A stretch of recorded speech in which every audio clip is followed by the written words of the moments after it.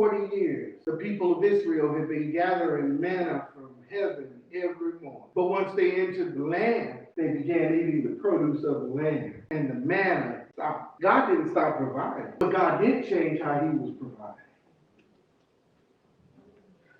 In the wilderness, they gathered food. But in the promised land, they cultivated the land and they harvested food. The miracle of old had become duty to God. God is saying, I brought you out. I cleaned you up. I turned you around. Now walk into the promise that was promised to you and to your ancestors, that one day you would be living and harvesting the fruit of the land. Joshua tells us that God rolled away disgrace. The gospel tells us that God did something even greater. God did something even greater because one day Jesus stood outside the city. Not on Gilgal, but on a hill called Golgotha.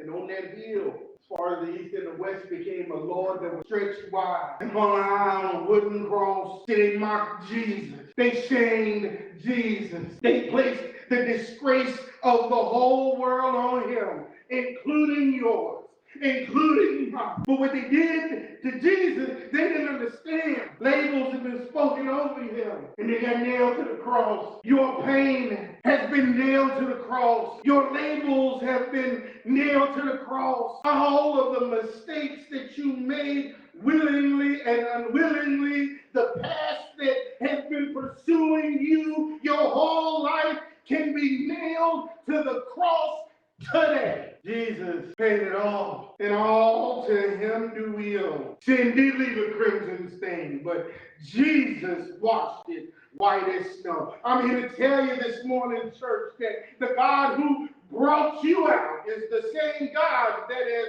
caused you to string you out so that he can bring you in. This is the God that we serve. God that brought you out of that trouble, amen. The God that brought you out of that hardship, amen.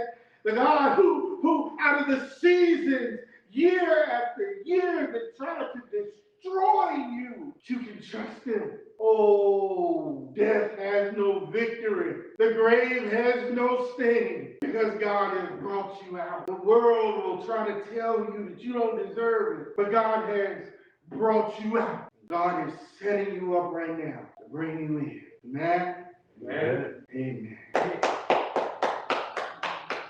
Church, you need to understand this is God. This is our God. God brought you out so he can bring you in. So when we open the doors of the church today, see yourself in that passage. When we open the doors of the church today, remember what God has brought you through. And don't let a rock cry out in your place.